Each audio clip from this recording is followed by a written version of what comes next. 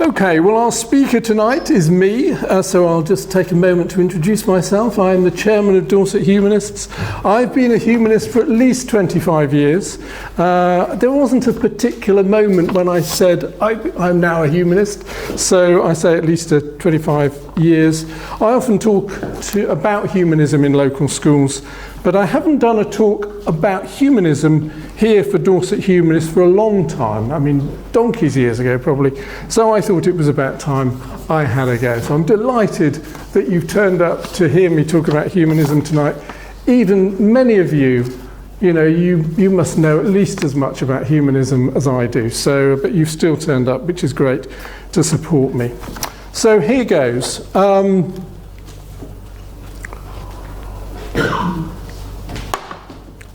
So the most basic question we get asked about humanism is this: what is humanism? How do we classify it? What sort of thing is it? Is it a bird? Is it a plane? Is it a cult? We sometimes get asked that question.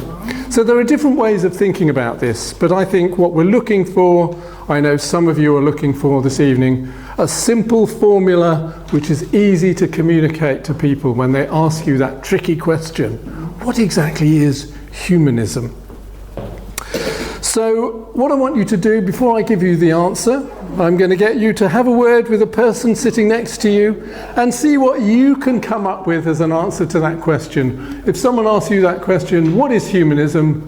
What are you going to say to them? What's your little formula that you're going to say to them? So just take a minute or so to talk to the person next to you.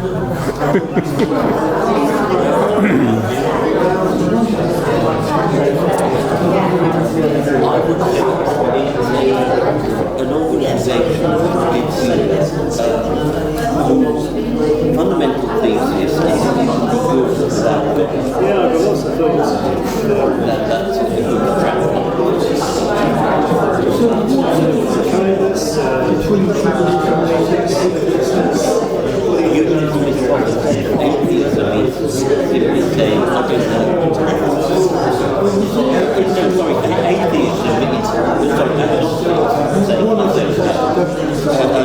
Atheism is saying, well, it's just saying there is no God. We're saying there is no God, but we can conduct our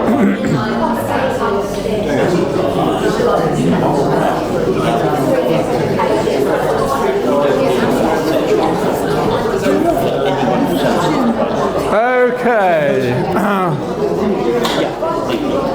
That's okay. Yes. You're using far too many words. We've got 3 words. Just three words will probably do. Okay, who wants to give me an answer? Who's got the answer? Yes, Chris. Words, good without God. Yes. Well, okay, that's interesting, but that's a kind of slogan, isn't it? Good without God. Does that really say what it is? It's a different sort of answer to the question. It's good enough for me because I'm not good at. I know what I believe. Yes. Okay. But I'm not good at telling other people. Okay. So that's what It's a very memorable, it's a snappy little thing, isn't it? Okay, great. Have we got any other answers to this question? You're all going to be shy now. Lynn. Which one to shut me up? But it's a sort of a life stance which sets my moral code, how I can look after myself and my neighbours and the planet in a decent way, because we're the only ones that are here to do that. So Okay. there is no supernatural. Okay, that was about 20 words, but yes, very nice. You used the word, you used the phrase life stance. That phrase life stance was it's kind of the official Humanist International way of describing humanism, but it's not always something that people like to use. But Paul and then Dan. Paul. How about a reasoned approach to human flourishing? A reasoned approach to human flourishing. I like that, yeah. Dan? I don't know if non-theistic can count as one word, I hope so, but non-theistic ethical worldview. A non-theistic ethical worldview, right, okay. Chris, did you put your hand up? Well, I did. Fulfilling our human potential for the benefit of all. Fulfilling human potential for the benefit of all. Fulfilling human potential for the benefit of all. Okay.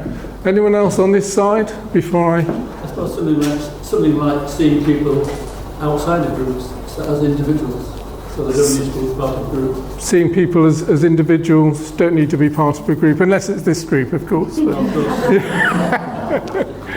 okay. Karen. The critical thing you've got to include is that you don't believe in God. Yes. So one's got to kind of put that in a way that's... Slightly annoying though, isn't it? Always having to mention the G word. Yeah. Okay. All right, Dan wants a second bite at the cherry. I think some people, well, just as a comment about the God thing, I think there are a lot of people who consider themselves humanists who are agnostics. Yes. Yeah, it's okay to be agnostic. We won't throw you out if you're an agnostic. Sally. There are also quite a few people that I've met who consider themselves humanists, although they do believe in God, and they point out that humanism back in the 15th century, 16th century, yes. around about time of Erasmus and everything. Yes. That didn't mean that they were non-believers. I mean, you had Erasmus and Thomas More and various other people, and they were religious enough. Yes. Okay. Well, look, I tell you what, I'm not going to go back to the Renaissance tonight, but it's a lovely subject. Yeah. I think you can get it down to 2 words. 2 words? Yes. Go on. Ethical atheists. Ethical atheists? Yeah. Right, okay. That would go on a T-shirt nicely, wouldn't it? Yeah. Last but not least, Aaron, what? Science-driven, personalised thinking. Science-driven, personalised thinking? Right, okay. And John? Yeah, we assume responsibility for life. I like that. Yes, responsibility, assuming responsibility. Yeah. I think you've absolutely nailed it, so we can just go to the bar. Okay, what have I got? Well, a non-religious worldview is the standard formula used in educational settings. So if you look at RE syllabuses and they talk about, religions and non-religious worldviews, that's the sort of standard formula. I think it's okay, but it's a little bit dry. It doesn't exactly get the pulse racing. And what this phrase does, a non-religious worldview, is that it privileges religion by giving religion priority in the definition. It says that humanism is not a religion. So this is a little bit like asking the question, what is black? And then saying black is non-white. Or what is a woman? A woman is a non-man. So what's happening here is that one term of reference is being given priority and the other term is being defined with reference to it. So I think we tend to fall into that trap with humanism by defining it in relation to religion. We can make a simple change by treating the 2 terms as binary opposites, so with neither one being privileged. So we can say that black and white are opposite concepts, man and woman are opposite concepts in a sense, and humanism and religion are opposite concepts. They're 2 fundamentally different ways of seeing the world and thinking about the world. So you see what I've done there? I just said that they're opposite each other. We're not defining one by the other, but we're just saying it's like a binary thing going on there. So sometimes I use the word Godism as opposed to humanism, but that's not a very common word. But humanism and Godism, you can use that as well if that appeals to you. Now we could even. I'm contributing to a book at the moment about metaphor, and so I quite like introducing metaphors as we go through this. So a metaphor coming up, we could even call them different bits of software or different operating systems. So the brain is the hardware. I know it's not literally hard, it's soft, wet and squidgy. But we can say that the brain is the hardware, the motherboard if you like, and religion and humanism are 2 alternative operating systems that can be installed. So typically the religious software package is the factory setting. It gets installed in children's brains from a very early age. Most children anyway, or certainly as we've over time. perhaps less so these days. And then we have to spend years uninstalling that factory setting and replacing it with something much more useful. And you know that it took me until I was 23 to uninstall that bit of software, having studied theology for 3 years at university. So religion typically is a bundle of beliefs about the purpose, origin and destiny of human beings. It involves the belief that the universe was created by some kind of supreme intelligence and that human beings have a special place in creation. It entails the dualistic belief, dualistic meaning two things, that we're made from two separate substances, flesh and spirit, or body and soul, and that the spirit somehow survives the death of the body and lives forever, either in a state of bliss or in a state of punishment. You either go up or down, depending on the life you have lived or some other entry criterion, like accepting Jesus as your saviour. So religion is probably the natural state of human beings. We don't like the idea of death and a meaningless universe, so we make up comforting stories about how there's a God in heaven who loves us and who will ultimately take care of us. So religion is a comforting fairy tale about how human beings are going to live are going to live happily ever after in heaven. And billions of people either believe in this or they would like to believe in it. A vicar asked me just the other day, do I wish that life after death was true? And I said, no, I don't want to meet up with all of my dead relatives. I'm done with them. Well, John and I sometimes talk about the Welsh Tea Party in the sky, because my mother was Welsh and she was looking forward to meeting all of her. There was going to be a great Welsh reunion in heaven. So I'm not quite sure I really want to attend that. Now, I don't think we should be too harsh on people who do believe such things. We can be generous-hearted and understand why people believe. My adopted brother Steve, for example, never knew his biological parents. His mother fell pregnant, but she was unable to care for a new baby. And so Steve was put into a children's home in Birmingham, and eventually he was placed with a foster family in Bournemouth.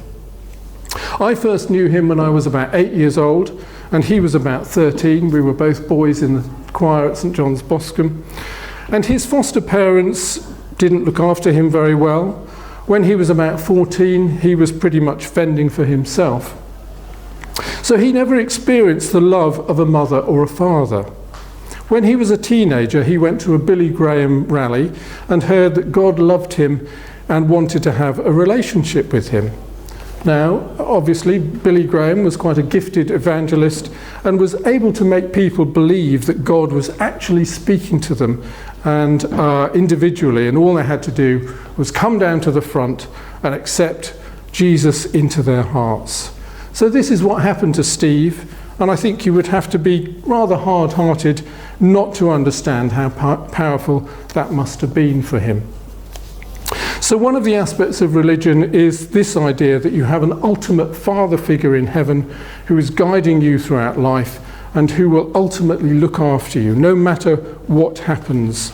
Every trial and tribulation you go through in life is part of his inscrutable plan.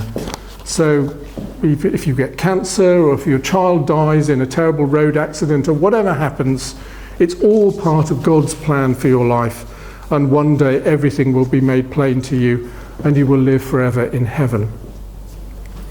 Well, let's have a look then at humanism by way of contrast. So humanists think that this God stuff is frankly a load of nonsense, a fairy tale, but I hope that we can agree that for some people God is a kind of lifeline. It's sometimes called a crutch, but that's such a horrible word. I'd rather we didn't use that word. I would rather say that God is an internal parent or an inner father figure, and for some people that's replacing a parent they never had in real life. So how do humanists get through life without this fairy tale? How come we don't need it? Well, I can briefly tell you my own story, if I haven't told you already. I used to believe exactly the same thing as my brother Steve. When I was about 12, I asked Jesus to come into my heart and I became a born-again Christian. Now this in itself is quite weird. How can Jesus come into my heart? Well, obviously it's a metaphor. It means that I can have an internalized, invisible friend called Jesus. So Jesus becomes part of my being, my mind, my emotions. He's so close to me, he actually lives inside me. And you can't get any closer than that, as close to me as my own self. So Jesus was my invisible friend throughout my teens, and I was called a Jesus freak by my friends at school. And I thought that everyone needed to join the Jesus Club, otherwise they would go to hell forever. So there was an important job to do: preach the gospel. Now my biological brother, Richard, so I'm making the contrast between Steve, my adopted brother, Richard, my biological brother. He's 2 years older than me. He was on a similar pathway, and he went to the University of Kent to study theology with a view to becoming a Church of England vicar, which he eventually did, as did Steve as well. So when it came to the crunch after A-levels for me, I decided to do the same thing. I went to the University of Kent in 1979. When I was there, I tried to convert my non-Christian friends by giving them evangelical books. One of them, a girl called Caroline, said to me rather sharply one day, "Are you only friends with us so that you can convert us?" Well, that was a bit of a lesson in integrity. I don't have friends for ulterior motives. Happily, I am still in touch with her. Well, to cut a long story short, during my studies, I read a couple of very influential books. One of them was called Honest to God by John Robinson, who was the Bishop of Woolwich in 1963 when the book was published. He caused a national scandal by suggesting that we should get rid of this idea of God as a kind of Superman in the sky who helps us out when we're in need. His alternative was to conceptualize God as the ground of our being. Well, obviously this is another metaphor, which means that God is some kind of foundation rather than a Superman in the sky. It didn't go down too well, and people thought he was basically an atheist. There were lots of headlines to this effect in the News of the World and other newspapers in the early 1960s. I don't know if you would get headlines, shock horror headlines in the newspapers today that a bishop no longer believed in God, you know. I don't suppose many of them do, but anyway, some of them do. Then I read a book called Taking Leave of God by Don Cupit. He was a lecturer in the philosophy of religion at Cambridge, and he was also an ordained Church of England cleric. He caused another scandal by saying that God was not a real being at all, but a kind of archetype for the kind of consciousness that we should aspire to, a kind of Buddhist selflessness, free from egoistic cravings. So Cupid thought that the idea of God was useful as a kind of archetype, but not a real being as such. Well, at this stage I was still a Christian, but I was hanging on to my belief in God by a thread. I no longer thought that you could prove the existence of God by clever philosophical arguments. All of those had been demolished by Immanuel Kant and David Hume in the 18th century. So I took my refuge in my relationship with God. If you have a relationship with someone, surely that is a kind of guarantee that they do at least exist. So what was the problem with this argument? Can you see any flaw in that argument? It's to do with your perception. My perception? Rather than the person or the thing, it's how do I feel, what do I experience, or what do I make it in my mind? Yeah, something in my mind, yeah. Any other thoughts on this? If someone says, no, I'm definitely having a relationship with God, there exists, is there a problem with that argument? Simon? Well, we might say it's so subjective that how do you know that whatever you're experiencing bears any relation to what anybody else might mean by God? Yes, yes, yeah. Karen? It's a kind of tautology. A tautology, yes. It exists because I say it exists. Yes, yeah. It's like the Bible was written by God because it was written by God. Yes. Okay, yeah. Circular thinking. Yeah. So the evidence is based on the thing that you're saying. Yes. Is there. Yeah. So am I making sense? Yeah, I mean, I sometimes have this discussion in front of children when I go into schools with my evangelical friend called Dave, and Dave says that he has a relationship with God, and I sometimes I respond to that in front of the children, and I say, well, look, I know that Dave has a relationship with his wife called Chrissy because I've met Chrissy. I've seen her with my own eyes. I don't have any reason to doubt that Chrissy exists. But when Dave says that he's having a relationship with God, that seems to be something that's like happening in his own mind because there's no sort of external evidence that this person called God exists other than what's going on in his mind. So, okay, so obviously I was sort of thinking about this as a theology student, you know, what does this really mean? So, yeah, if you claim to have a relationship with an invisible being, there's no way of knowing whether that invisible being actually exists or is simply a figment of your imagination. Well, eventually, I concluded that God was indeed just a figment of my imagination, and at the age of 23, I became an atheist. A few weeks after this earth-shattering event, I sat my final exams, and I graduated with a degree in theology in Canterbury Cathedral. My degree was handed to me by the Right Honourable Joe Grimmond. So who was Joe Grimmond? Some of you will remember. Leader of the Liberal. Member for Orkney. Was he? Oh, member for Orkney. Liberal. Leader of the Liberal. Liberal. Leader of the Liberal Party, and he was also Chancellor of Kent University at the time. So what use was a degree in theology to an atheist? You know, a few weeks earlier I'd been thinking, oh yes, I'll go to theological college and become a Church of England vicar, but it all fell away from me.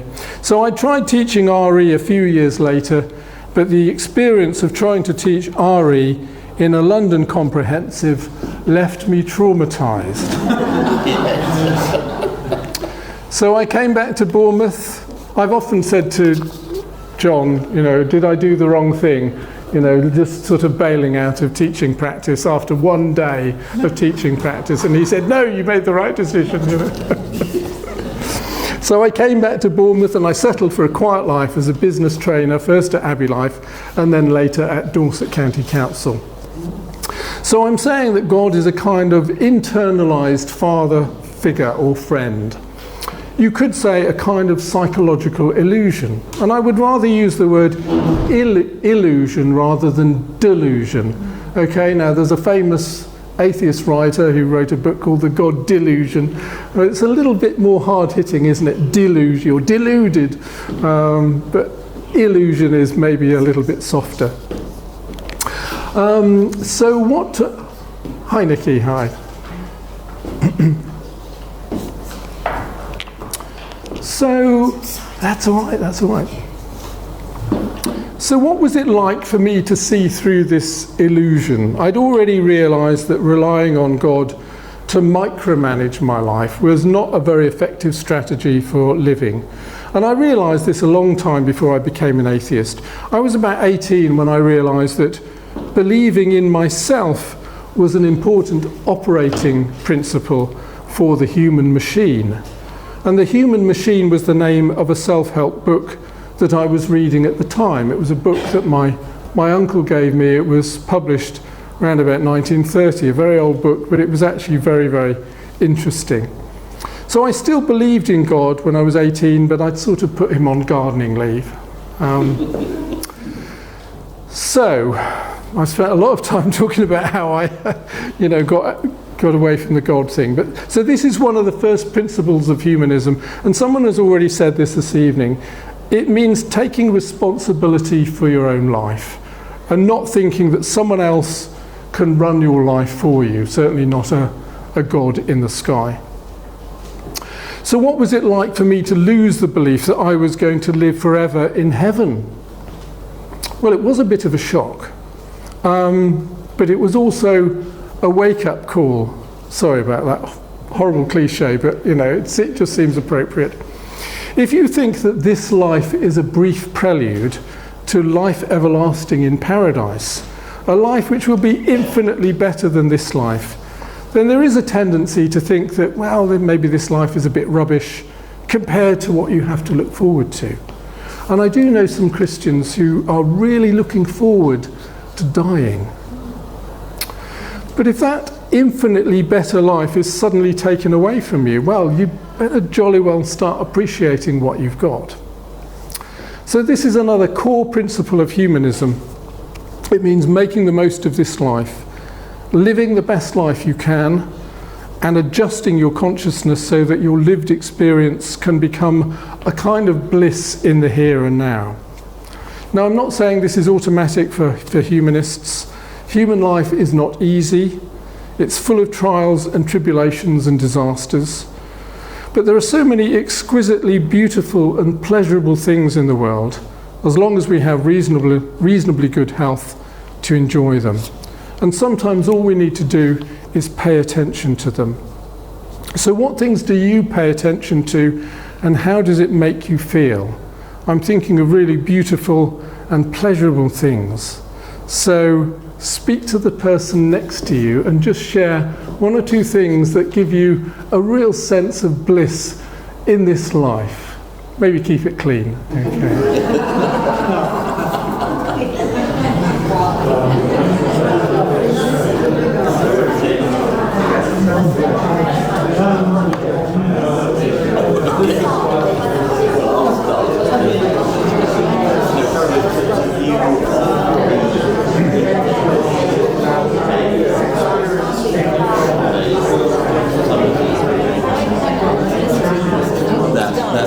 John, do you have any thoughts on that? Are there any things that give you a sense of... Not at the moment, no. That's all right.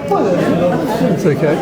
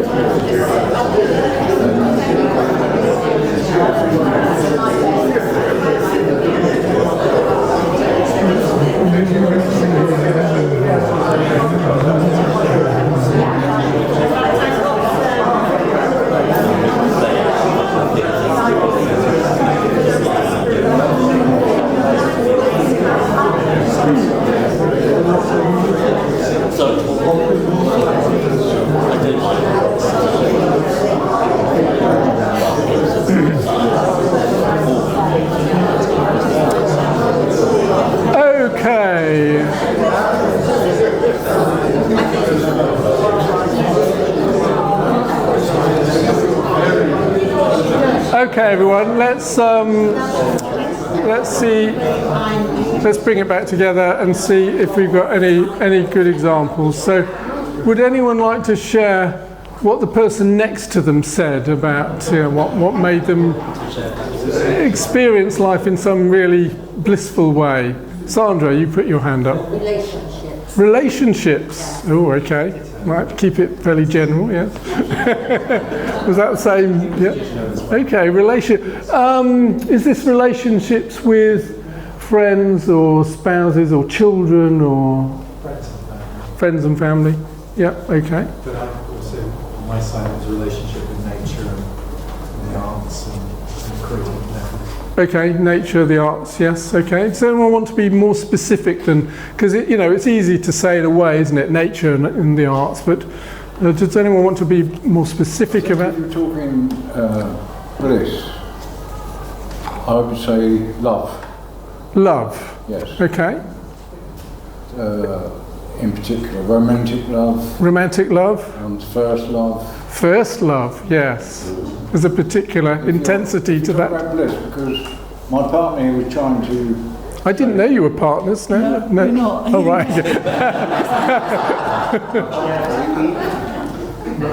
Yes.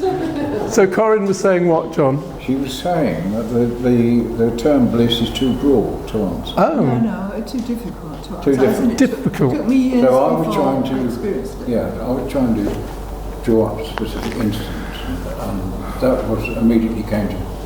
What immediately came to mind was first love. Yeah. First love. Yes. Oh yeah. I see. Yeah, I think 30 I said at least for 30 seconds. Okay. I asked for more information, but he was a little coy. Yes, all right.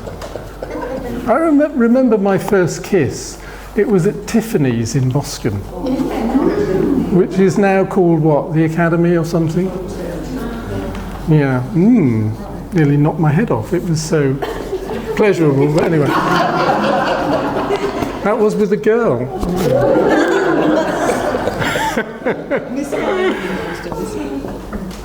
Okay, yes, so any other thoughts on this? I'm going to get some really specific examples, not general things like love and nature and stuff.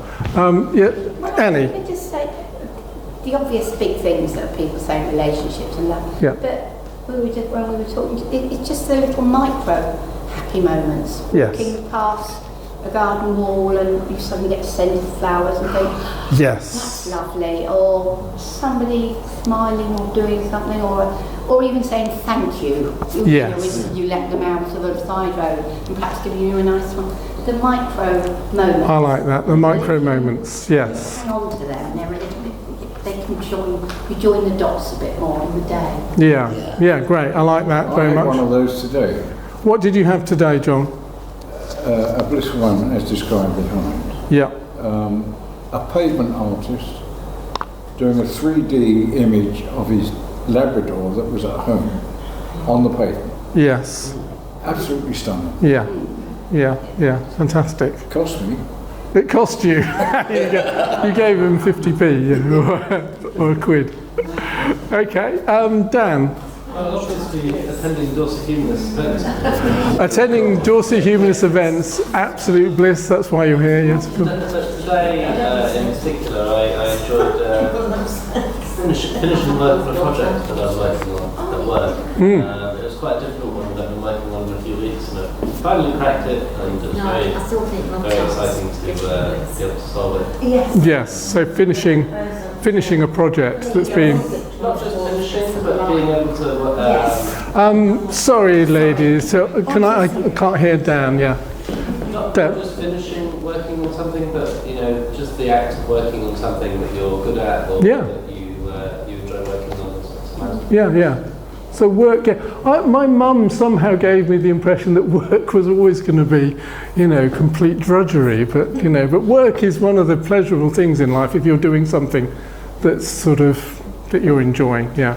I've also worked in retail in the past, though, and that was a bit different. Sure, it can be, yeah. Aaron? When somebody says, "Oh, haven't you got a lovely tan?" Just a little tingle inside. Of course, yes. Yes, yeah. And my cats. Your cats, do they give you a sense of, real joy and... Yes, absolutely. Yeah. Okay. Always. I've always owned cats. And Yeah. The company, the amusement. Yeah.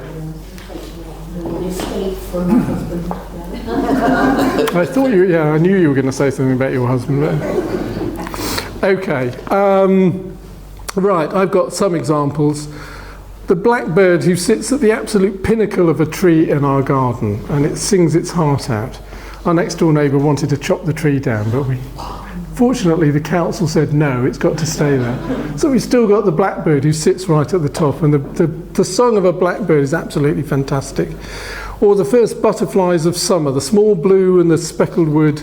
I didn't really appreciate these kind of things when I was a child, and sometimes we have to train ourselves to appreciate these things, or maybe it's just a case of getting a little bit older. Or our Jurassic Coast walk, particularly Tyneham Ranges. This is one of the great walks of the world, and that was a fantastic walk we did recently. And this can be, now this is a slightly controversial phrase I'm going to put into the discussion now. This can be a form of humanist worship. Ooh. I do think there's a place for worship in the humanist philosophy, but humanist worship is directed towards things of beauty in the world.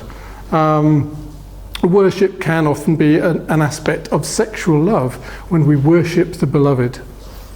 So how else can we experience bliss? It might just be lying in a comfortable bed and just, even just turning over in bed, somehow you get that wonderful feeling of turning over in bed, or the pleasure of reading and thinking, or playing the piano, something I do. A particular chord on the keyboard can be as pleasurable as an orgasm, and it's just as fleeting. You play that chord and it's, but you can keep playing it. You can play it again. Or sitting in a garden in early summer, or enjoying good food which has been cooked from scratch. These fairly simple pleasures can create an experience of heaven on earth. So again, sometimes we can use some of this religious terminology, but we can just say this is a metaphor for how we can experience life. So it's possible to experience life in this way. It is also a kind of mindfulness. We have to pay attention to some of these things. Obviously, there are things in life like illness and bereavement, which can make life sometimes feel more like hell. But human life is a mix of sweetness and bitterness. If it was nothing but sweetness, maybe that would make us feel sick. I don't know. So being a humanist is about embracing the joy of transience, so fleeting things, some of those moments, Annie, that you were talking about, just little moments, smelling the fragrance of flowers or something. And ultimately, we will have to let go of life itself. So we must practice letting go throughout our lives. There's probably something quite Buddhist about this. It's quite humanists don't mind, appropriating Buddhist ideas. So this is about, not grasping onto things. We need to learn to let go. Or you can just pop things into your memory bank and take them out from time to time to savour your good memories. Just like I remembered my first kiss then at Tiffany's. It's still there in my mind and I can remember it. So humanism is about cultivating a kind of consciousness whereby you experience life as a kind of bliss of transient things. I learnt a lot about this from reading Don Cupid, and he suggested that you can have this kind of consciousness right up to the moment of death. Now obviously we don't know until we get there, but we can practice. So here's a little story. John and I had a good friend called Bill. He was a gay man who lived in Ferndown, and he was the same age as my father. I met him in 1983 when I was 24 years old, and he fell in love with me, which was a little bit tricky to manage, but we stayed friends right up until 2005 when he got a brain tumour and died at the age of 81. Now when I met him, he was a Catholic, but I lent him a copy. He was interested in my theological studies. I lent him a copy of Taking Leave of God by Don Cupid, whereupon he became an atheist. What a responsibility we have. So John said I was busy rescuing people from the jaws of salvation. A sort of anti-evangelist, So Bill was sort of attracted to the Buddhist belief that when you die, you're like a droplet that falls into the ocean. I don't know if you've come across this idea in Eastern philosophy, but when he was dying in hospital, he said this to me: "I'm facing the abyss." And this was a horrible image, and I didn't really know what to say to him at the time. So as humanists, we need to think about how to think about death. And I'd like to suggest that we can change the metaphor. So instead of thinking that we're falling into an abyss, which is a horrible image, we could instead think about death as a leaf which is falling from a tree, which is a much gentler image. So the leaf has had its life while it was attached to the tree. It started as a bud and then it opened into full leaf, enjoyed its time in the sun and the rain and the wind with thousands of other leaves. Birds and butterflies came to visit, and human beings enjoyed its wonderful display and the rushing noise it made in the wind. Only a couple of days ago I was looking at the lime trees in our street, and they looked absolutely wonderful as they were swirling in quite a strong wind. So the leaf contributed to the atmosphere of the planet. It was breathing in carbon dioxide and helping to make the planet cooler than it would be otherwise. Then in old age it changed from green into a beautiful gold or orange or brown colour, looking stunningly beautiful, as we all do in old age. That was a little joke then, yeah. You are allowed to laugh. You're allowed to laugh at my jokes. I think you were just quietly agreeing. Yeah, okay. But then the leaf fell off the tree. It fell to the ground where it decomposed and its atoms were recycled. Well, I think that's a better metaphor of the cycle of life and death. So another thing we could do at the very end of our lives is to express gratitude for all the good things that we've had in life. And we should be practicing this all the time now, feeling and expressing gratitude, and of course making our contribution to humanity. So another really important principle of humanism is that it's not just our atoms which get recycled, but the life we live is contributing to the story of humanity. So the image here is like the image of ripples on a pond. And I heard my Buddhist friend Sally talking about this image just last week. So my deceased parents and my friend Bill are still making ripples in my own life. So they've not died completely. And maybe the effect that they are having on me means that that effect will ripple out to others in some good way. So this is what eternal life, again, a slightly religious idea, but what eternal life can mean to a humanist. It's the interconnectedness of everything, and the fact that what we do today can have a long-lasting effect for good or for bad. Here's another little image or metaphor. We should be increasing the stock of goodness in the world. So we were talking about, humanism as good without God. Can we increase the stock of goodness in the world? We could think of goodness as a grain, and we're trying to increase the number of grains of goodness in the world, one grain at a time.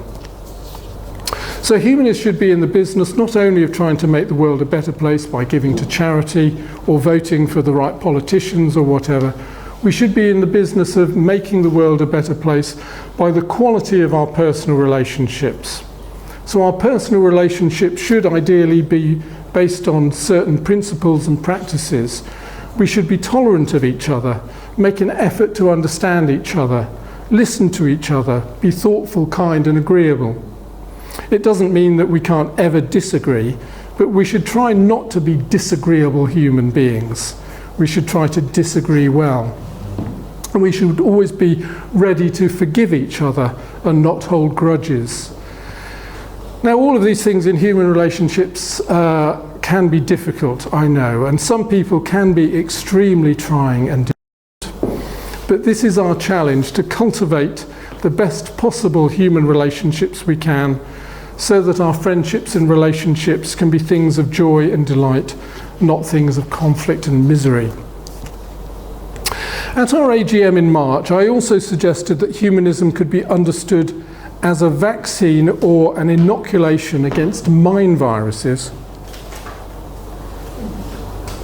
And this metaphor came from a couple of books I've read in recent years. One was by Andy Norman called Mental Immunity. That was published in 2021. And another was by Gad Saad called The Parasitic Mind, published in 2020. And they both mention infectious ideas in their subtitles, and both of them recommend the Enlightenment humanist tradition as a way to build up our immunity to these infectious ideas or pathogens. So a mind virus could be something which people believe because it makes them feel good about themselves and it enhances their status within a social group. Being infected with a particular mind virus may be one of the criteria for group membership. So you have to be infected, otherwise you will get thrown out or shunned or attacked because you will be seen as a bad person by the group.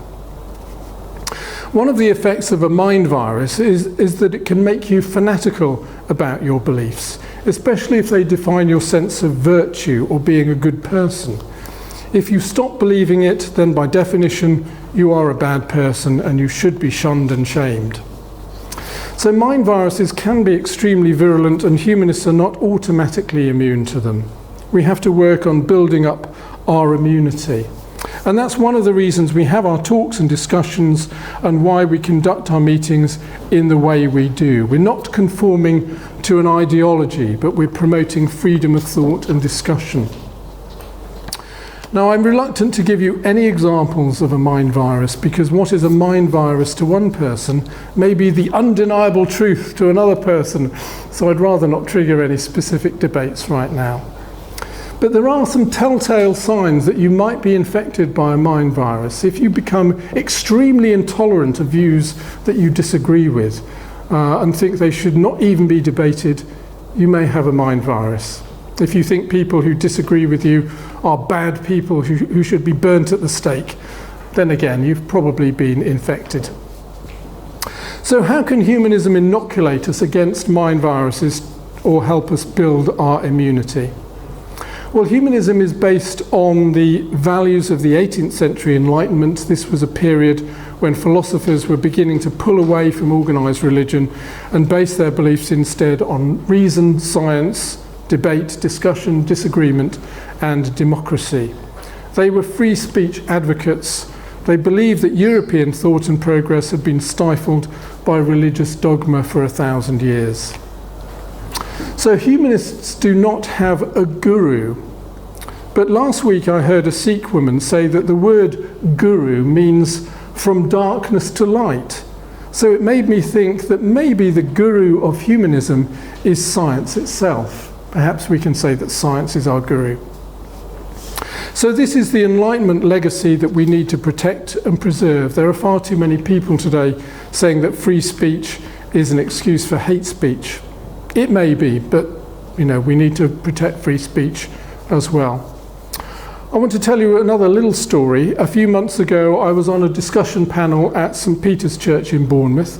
Rabbi Maurice Michaels, who is the rabbi of the Reformed Synagogue not far from here, he was another panel member, and he was asked about the limits of free speech. He was asked whether he thought that Holocaust deniers should be allowed to exercise their free speech to deny the Holocaust, that it ever happened. So I'd like you just to discuss this with the person sitting next to you just for a minute or so. What do you think about this, and what do you think his answer might have been? So should Holocaust deniers be given the ability to actually express their Holocaust denial? And what do you think he might have said? So just have a little discussion about that.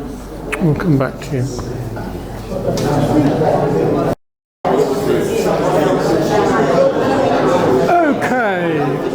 Okay, everyone. Let's hear what you think.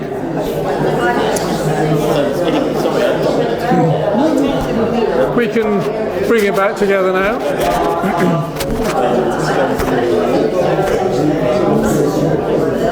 Okay, everyone, let's see what you think about this then. Would anyone like to share their thoughts? Dan? So part of the Holocaust denial conspiracy theory is that there's this massive, powerful conspiracy trying to control the narrative. So if we do ban them from speaking, then they'll feel confirmed in that view that there is a powerful conspiracy against them. They might also think that the reason they're not allowed to say these things is because it's true and that they've got evidence. And the only way we can keep the big lie going is by banning them from saying their evidence. I think it would be more effective to allow them to say it and explain why they're wrong. Okay, thank you very much. Any other thoughts on this? Depends whether if you're talking about free speech. I suppose if someone had a gun and said, "Who is this person here?" and you knew that if you told the truth and shoot them, it wouldn't. So I think in every case it's not always a good thing to be truthful. If there's a higher virtue like protection of life. Okay. Yeah. It's possible to think of some examples when free speech is not a good idea. Okay, but just coming back to this specific example then. Any other thoughts? Chris? Chris. I think definitely I would want free speech that they would be able to express themselves. Yeah. But I would want dialogue to understand why they have the views that they have. Yeah. To be able to have discourse about that. Yeah. And have a non-confrontational discussion as to why we have different views. Yeah. Dan again. There was some discussion that we had about cancel culture, and in particular a professor who had been banned from speaking at university. I'm not impressed with people who complain that criticism against them is cancelling. And if the university does decide that they don't feel that a particular speaker represents them, they don't want to give them a platform, then I'm fine with that as well. Although I don't think that the police should come and tell people to stop saying things. If a private organisation like university wants to, then it's up to them. Okay. Steve? Yeah, I mean, similar to what Dan said, I mean, things have changed in the last 10 or 15 years because of the internet. I mean, there were all the laws of slander and libel. If you published anything, you couldn't have said anything in the past. But now, of course, people can just say anything. So, the whole debate has changed in the last 15 years. People can say stuff they would have never been able to say 15 years ago because they would have been prosecuted for slander or libel. So, be careful just saying free speech can be anything. Yeah. Okay. Simon? I mean, I thought there was, maybe going back to the 1970s, there was a Race Relations Act, and as part of that, you're not allowed to say things which stir up racial antagonism. It's something that as human beings we're very prone to. I think we're in this little group of all these different looking, different sounding people coming into our space. So it's potentially very dangerous. So I don't think you'd be allowed to broadcast that on prime time TV. With us we have a Holocaust denier. I mean, anybody that did it would have to frame it very, very carefully. Yeah, so it depends on the whole issue of encouraging huge conflicts between different groups in society. I guess the BBC wouldn't just treat it as a kind of equal debate, would they? Because they would probably say, well, it's not an equal debate. Thank you. Aaron, briefly, and then I'll move on. Yep. Yeah, I think Aaron Talbot's an opinion. If a Holocaust denies all the facts, the archaeology of the bones up there, and all the evidence that's there, it's in the same basket as people who deny the Earth is round, the flat Earthers, and they've got all their evidence and they're just choosing to deny. So it's just their opinion, and I guess they're responsible. Okay, let's have a quick show of hands. And what do you think the rabbi? What do you think his view was? Do you think he would have said, no, people shouldn't be allowed to express Holocaust denial, or yes, they should be allowed to express Holocaust denial? So put your hands up if you think he said no, it should not be possible for people to express Holocaust denial. So about 4 of you think he would have said no. Those of you who think he would have said yes, it's okay to. So most of you think that he would have said it's okay to express Holocaust denial. Well, not necessarily it's okay, but he should, permissible. It should be permissible. Yes. Okay. So the majority of you are correct. He actually said yes, absolutely. They should be allowed to deny the Holocaust because this would give him the opportunity to debate with them and persuade them that they are wrong. So it's a bit like what Dan was saying, rather than just shutting it down, just persuade them. So if you deny them the right to even voice their denial, then no such opportunity can arise. So I think humanists would and should agree with him. There are some limits to free speech, of course, as we've mentioned. We shouldn't be free to slander people, for example, or send people death threats. But we should be free to debate ideas and beliefs and dissent from any scientific or moral consensus, because the consensus can be wrong. And it may be wrong because consensus may be based on groupthink rather than actually an established view based on rationality. So I think the humanists should in a way be heretics, or be prepared to be heretics and question received wisdom. So this is how humanism can help to build our immunity. So we note that human beings often believe things for social reasons, and to be a humanist is to have the courage to believe things not because they are approved of by our social group, but only because they are true. Now, Bertrand Russell was interviewed in 1959 and this was televised, you can find it on YouTube, and the interviewer asked him whether he thought that there might be a practical reason for having a religious belief.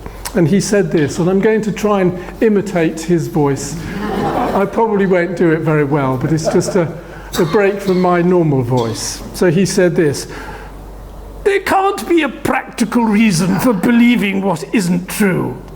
I rule it out. It's impossible.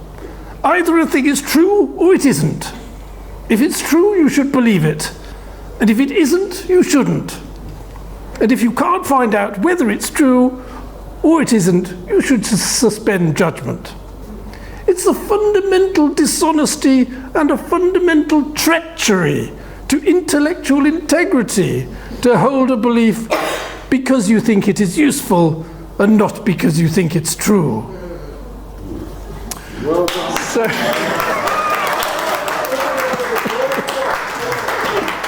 So the interviewer looked a bit sort of shell-shocked after this. You know? So as Russell implied, establishing the truth can be difficult, but we should always be ready to question received wisdom. One of his favourite quotations was from the Bible. It was from Exodus, and it was something like, "You should not follow a multitude to do evil." So in other words, don't follow the crowd. You know, be prepared to stick to your guns and whatever you think the truth is.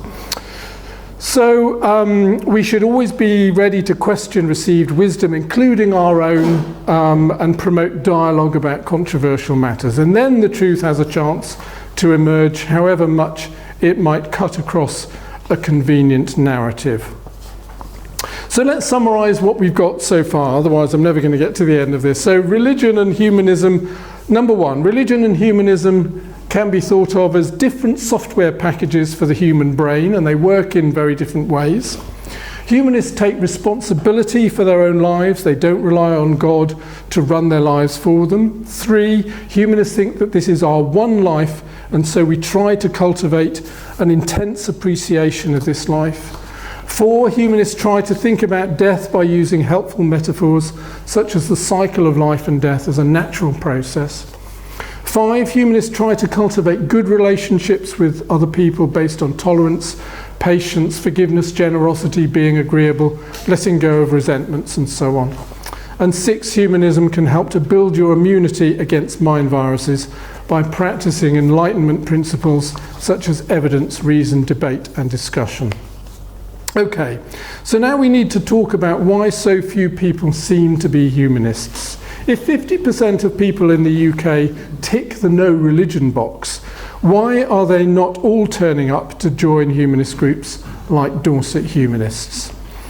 Well, I think this is because of to some extent, a basic confusion in the humanist movement about what humanism is. The humanist movement tends to see itself in terms of opposition to religion rather than as an alternative to religion. So it spends lots of its energy on fighting religion and campaigning against religious privilege rather than building up an alternative to religion. Now, opposition to religion has its place, but I do think that this has distracted us from the task of building up humanism as an alternative. I think, now this is a bit of blue sky thinking here that I'm going to indulge in now. I think we should have thriving humanist groups in every town and city. I think we should have humanist buildings which are architecturally stunning, both inside and outside. These could be run as humanist community centres. Now, I know we already meet in a community centre, but it's hidden away in a side street in Moordown. The church has got wonderful buildings in the middle of the town centre, St Peter's and St Stephen's. Another example is the Sikh temple in Gravesend. I don't know if you've seen that. It's a fantastic building which cost about £12 million to build about 10 years ago. The Sikh community paid for it, and it has a community kitchen which feeds anyone who wants a meal or needs a meal free of charge. So really this kind of thing puts humanists, or sort of organised humanism, to shame. We've made very little progress in the last 150 years since organised humanism started compared to some of these other religions. In 1900 there were about 40 ethical societies in this country, and today there probably aren't many more than about 40 humanist groups in England and Wales. And most of these are in a critical condition. Guildford and Woking Humanists has just collapsed. Humanist groups are fragile things, and we should do everything we can to support them. I think we should have humanist schools, or schools with a humanist ethos, like they do in Uganda, and we're helping to support those schools, but why not here? We can discuss this in the Q&A. I think we should have humanist colleges which produce effective humanist leaders. Humanist training would include at least a diploma in humanist history, modules in philosophy and psychology, and training in pastoral work and counselling. We should have a national spokesperson for humanism, someone with the same stature as an archbishop or a chief rabbi. Now you might say this is just creating a new religion, but I hope I've already convinced you that humanism and religion are very different things. They're different bits of software. Humanism is not a religion, it's the opposite of religion. And as long as we follow the basic programming, we should be able to avoid the worst aspects of organised religion. Okay, well that's a bit of a dream, and I think it was the dream of the founders of humanism, like Felix Adler, who created the ethical movement in New York in 1876, one of the precursors of modern humanism. And in August, at our meeting at Moordown in August, I think it's the 12th of August, one of the former leaders of the St. Louis Ethical Society is coming to talk to us. He's just become the humanist chaplain at Sussex University. His name is James, and he is originally from England, but he did a stint of leading the ethical society in America. Okay, but it's not all bad news, because I think humanism is all around us. All we need to do is open our eyes. If people have uninstalled the religion software in their brain, then they're probably running something similar to humanist software. If people are trying to live the best life they can without God or religion, that's humanism. If people are trying to enjoy life to the full, that's humanism. If people are trying to make the world a better place without religion or God, that's humanism. Schools are humanist institutions because they're trying to help children to self-actualize and flourish. Even if they have a Christian ethos, when you check their values, they're basically promoting humanism. When I often do this when I get invited to a church school. I just have a look at their school values, and it's always about, self-actualization, and they often use that famous verse from the Bible, Jesus saying, "I've come to give you abundant life," and they kind of say, well, that's what we want our children to have, abundant life, which is this kind of humanist idea, the idea of human flourishing, should we say.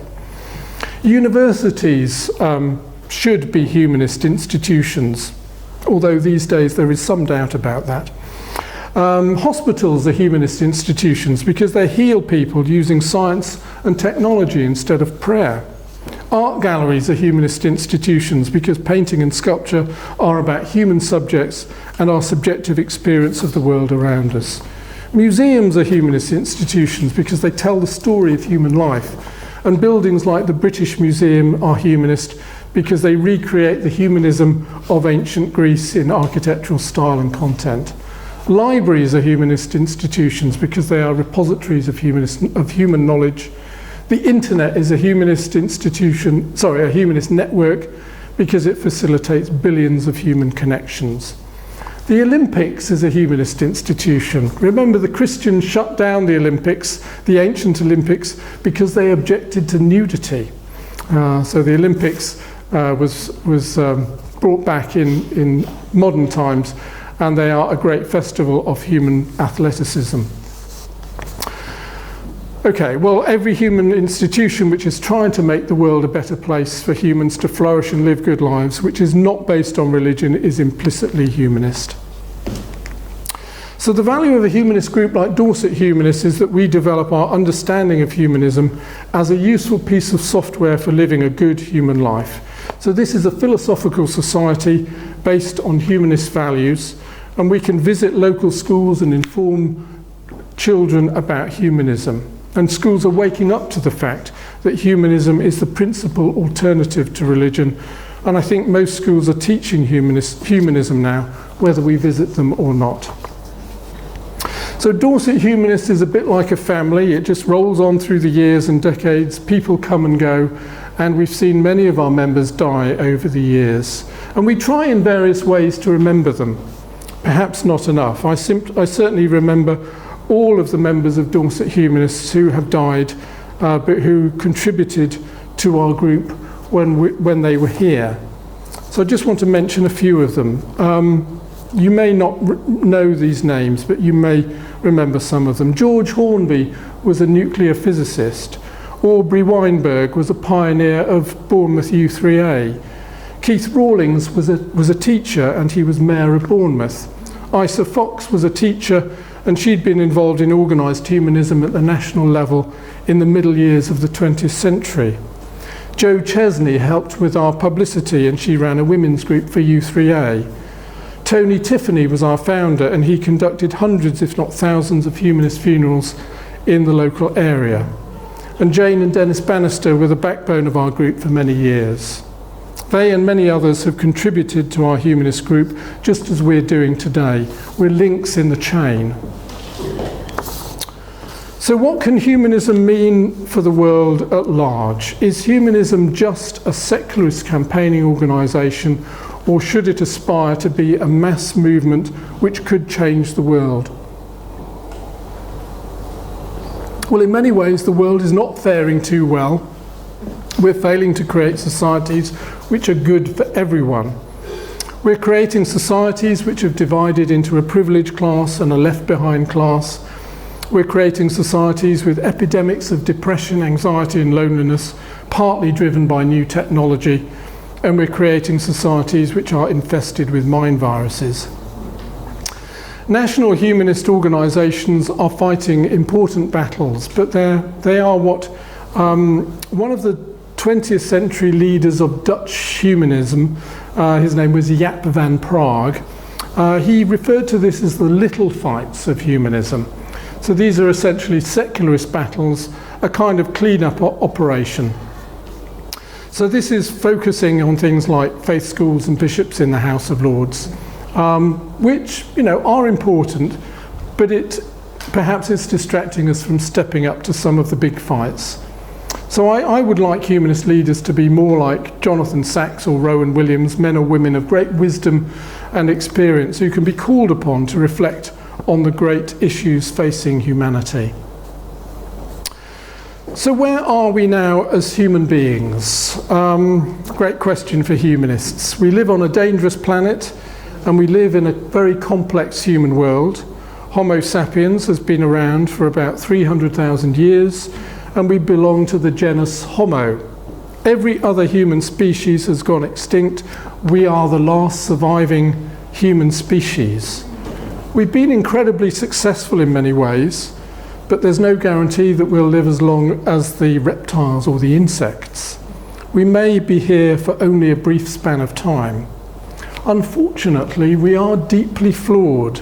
Our brain is a contraption which was built for survival and reproduction, and we struggle to live peacefully together with billions of other humans. We are a destructive ape, but we are also capable of great courage, heroism, creativity and moral excellence. The human story is a fantastic one, and I feel extremely privileged to have been part of it. I'm not one of those people who think that the planet would be better off without us. That to me is a depressing and anti-humanist sentiment. We can live good lives and we can create good societies. And maybe one of the things that we need to do is learn to love humanity, not because humanity is lovable, but because loving humanity and human beings can actually help to transform our species for the better. So I think humanism is better than the alternatives. It's a philosophy of life. a way of thinking about how to be human. It's a tradition that goes back to ancient times. It's the opposite of religion. It doesn't have any sacred scriptures. It's like the British Constitution in that respect. It's never been written down in a book, not an authoritative book, and that's as it should be. It's a tradition and a culture, and it's up to us to keep it alive. Humanism can help to build our immunity against mind viruses. It's a piece of mental software which can help us to live happy and fulfilling lives, making the most of our one life, living the best life we can, and contributing to the good of humanity. Humanists in other parts of the world do not have the freedoms we so often take for granted.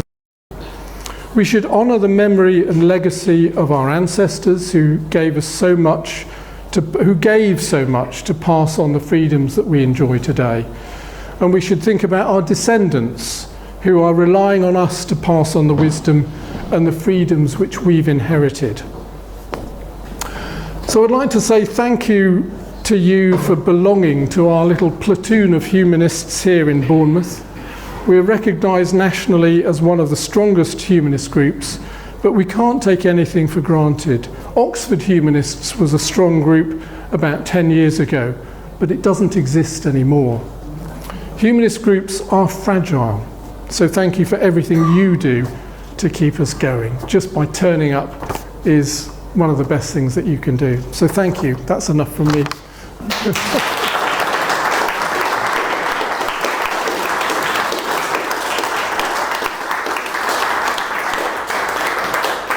Okay, well, I have succeeded in leaving a bit of time for questions and comments. And Aaron's got 2 hands up, so okay.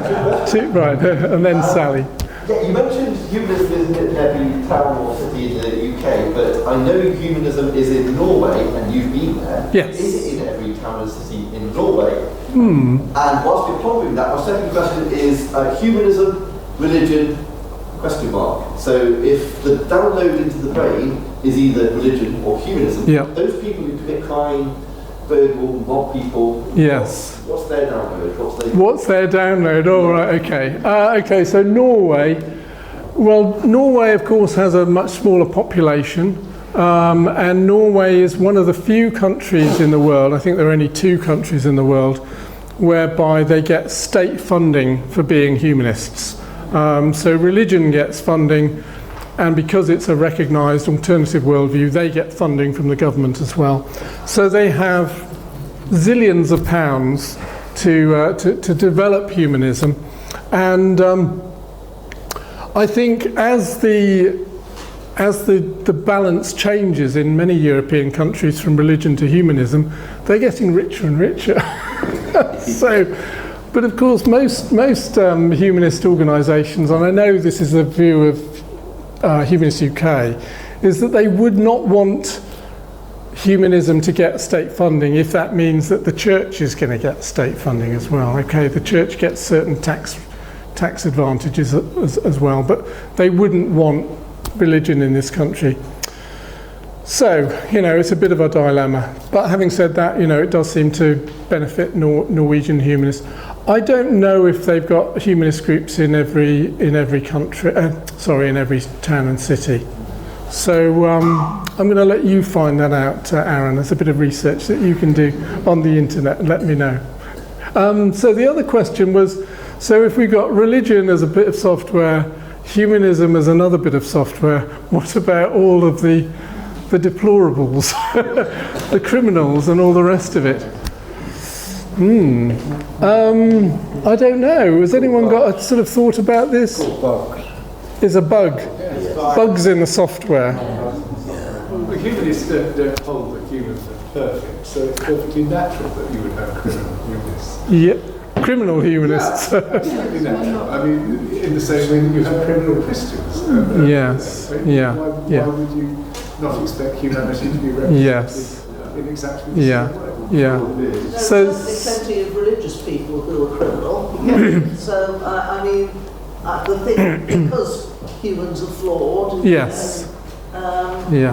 can be a real mix, and they can be sincerely religious, or they can sincerely believe, the world should be a better place, and they can still do criminal acts. Yes. Yeah, okay. Dan and then Simon and then Simon. Dan. Well, about the question Aaron had, there are lots of atheists who are not humanists. Yes, yes. Stalin was an atheist, but I don't think he was a renowned humanist. Yeah. I have a question about metaphors as well, but I'll wait in case anyone has any. Come back to that. Okay. So yeah, I suppose that, Aaron, some people can have the bit of software which is like the nothingist software. You know, it's not humanism, it's not religion, it's not humanism, but it's some kind of, well, whatever.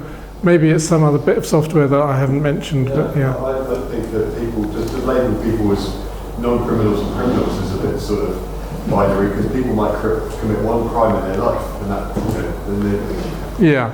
doesn't make them a criminal as such. You know, if they've done something wrong at one point in their life. Yeah, yeah. Okay, Simon. Well, I'm on the same topic really, that the metaphors only go so far, but I think there is a third piece of software which is just self.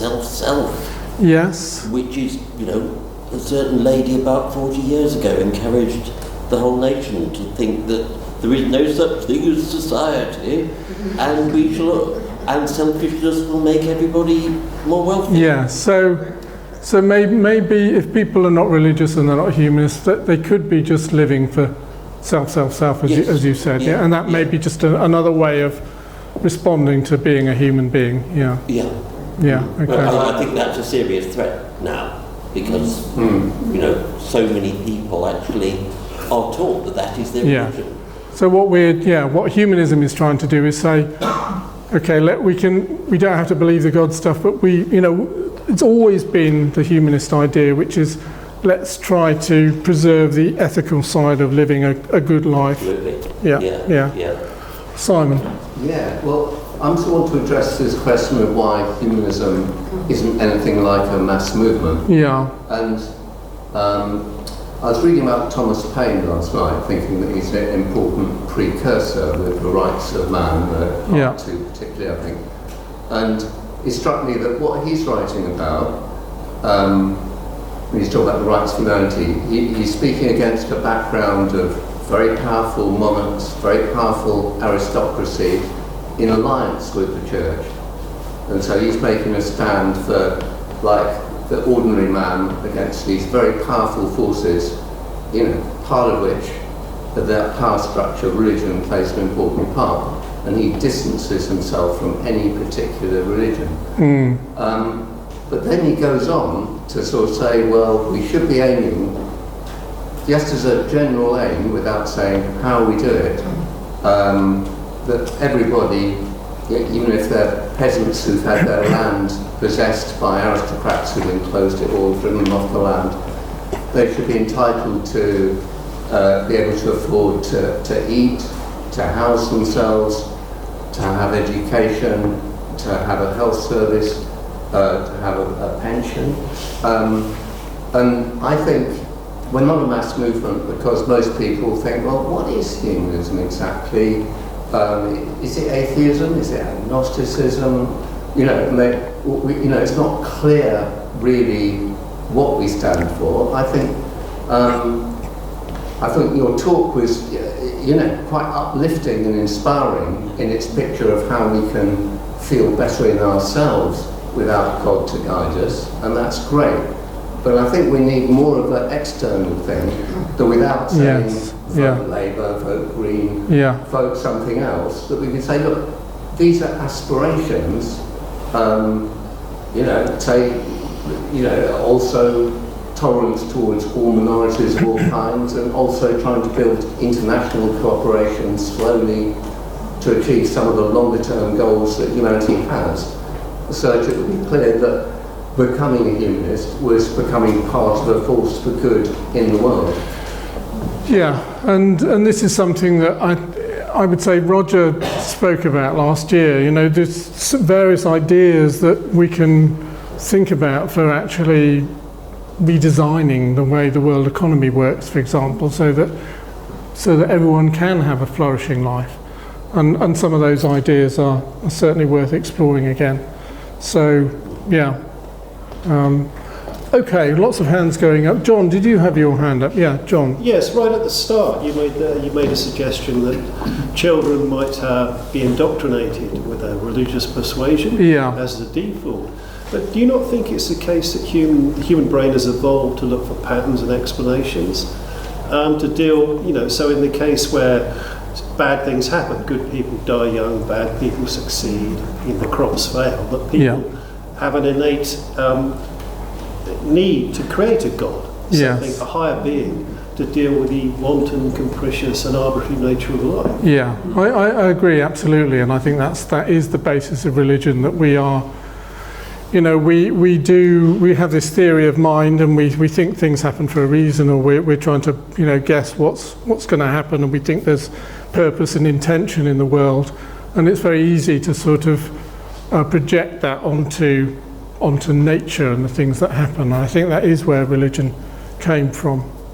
And further to that, you may be able to argue that to believe in a God or a higher being is perhaps a bit lazy, because you're wanting to find a simple explanation.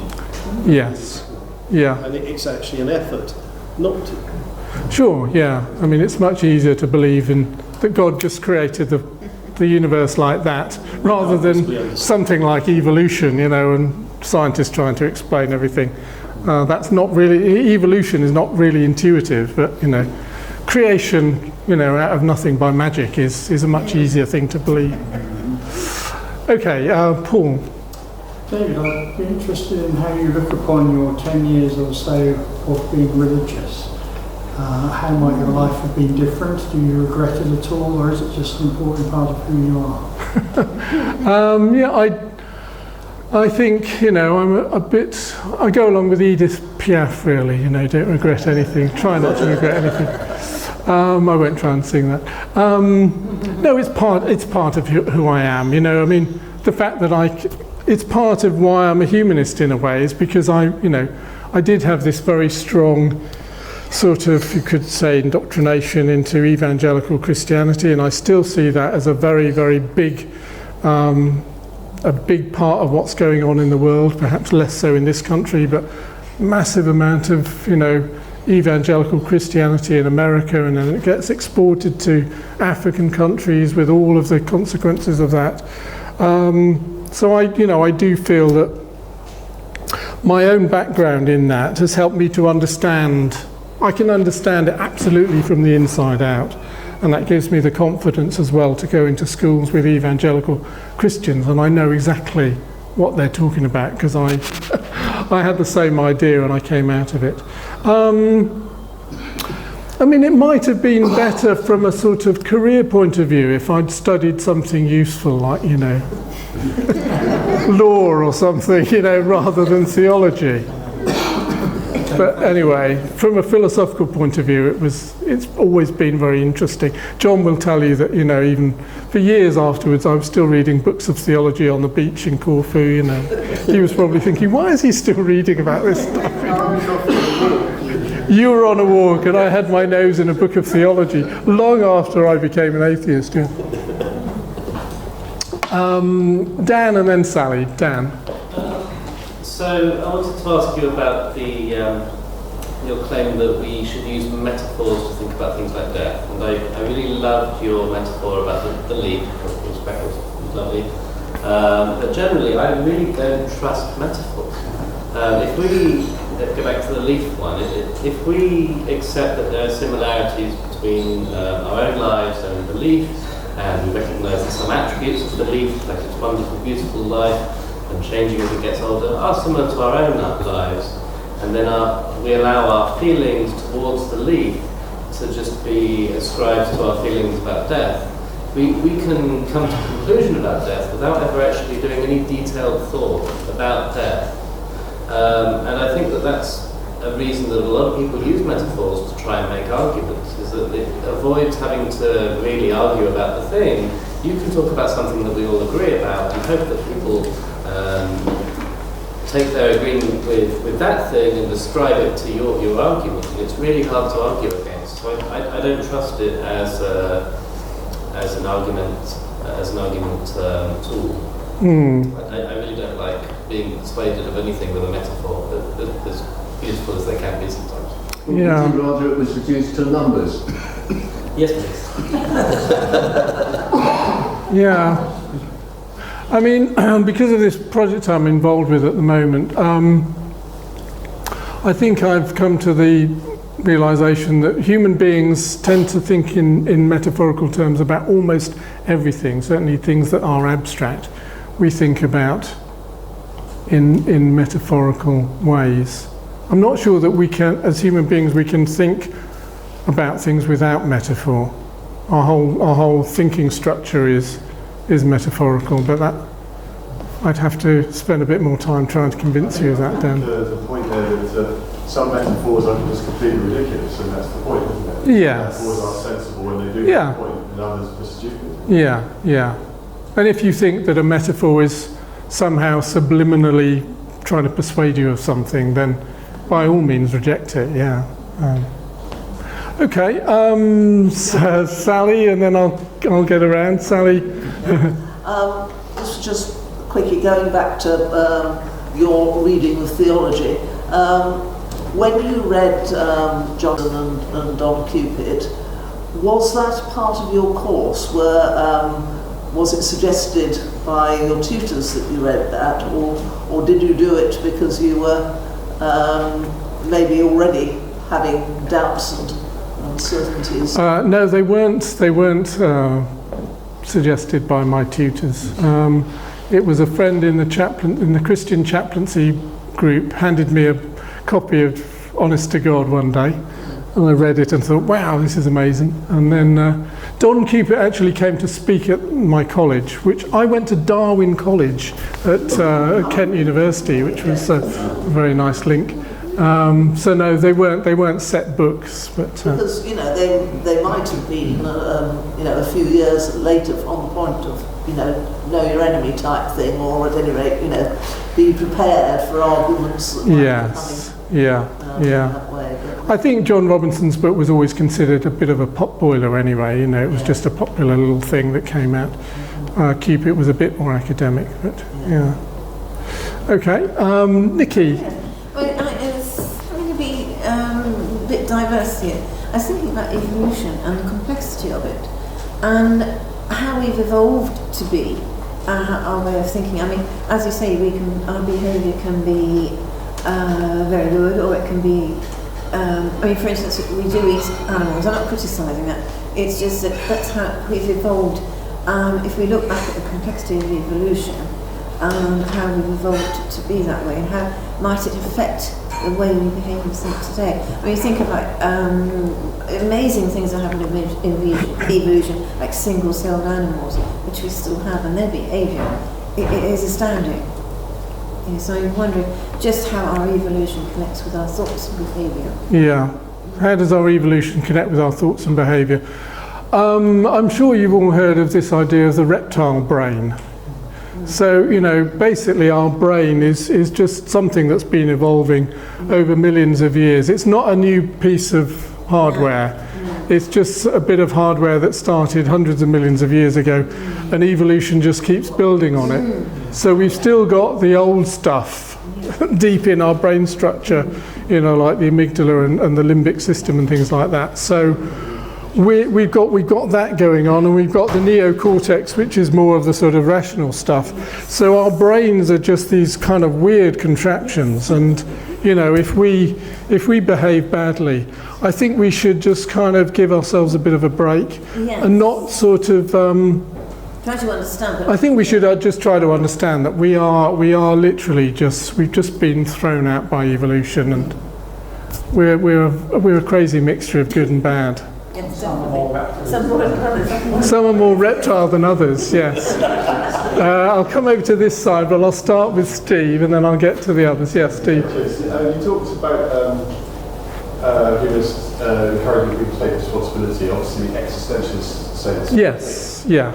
And existentialists say that's a very bleak proposition for a lot of people, that everybody will want to do everything they possibly can to avoid taking full responsibility for themselves and their lives.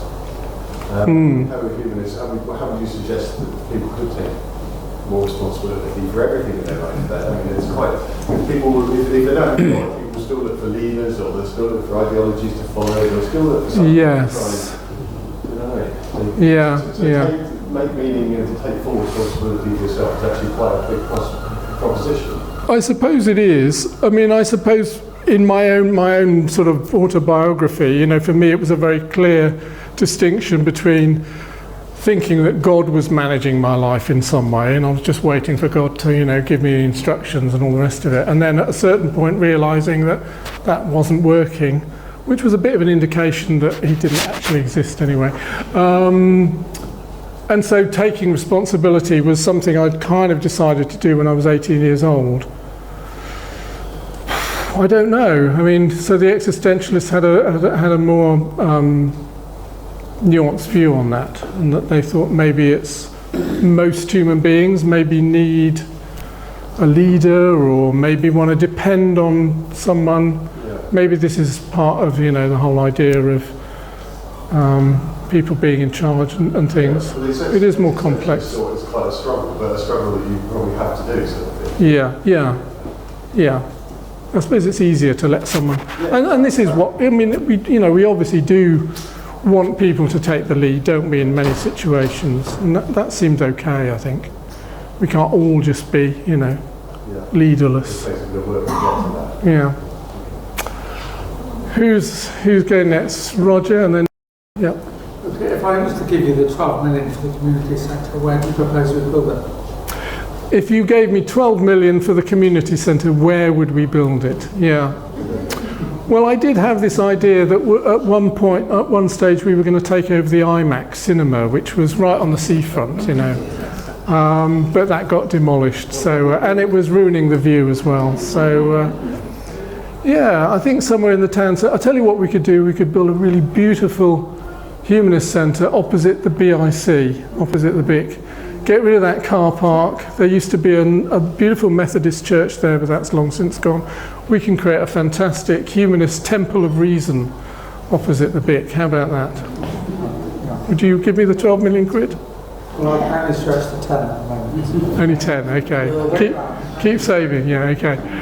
John? I mean, maybe one of the reasons that humanism doesn't flourish in the way you like is that if you've just come away from religion, you've lost all those shackles and controls and structures, the last thing you want to do is go and look for another one. Yes. You might just enjoy your freedom and your time.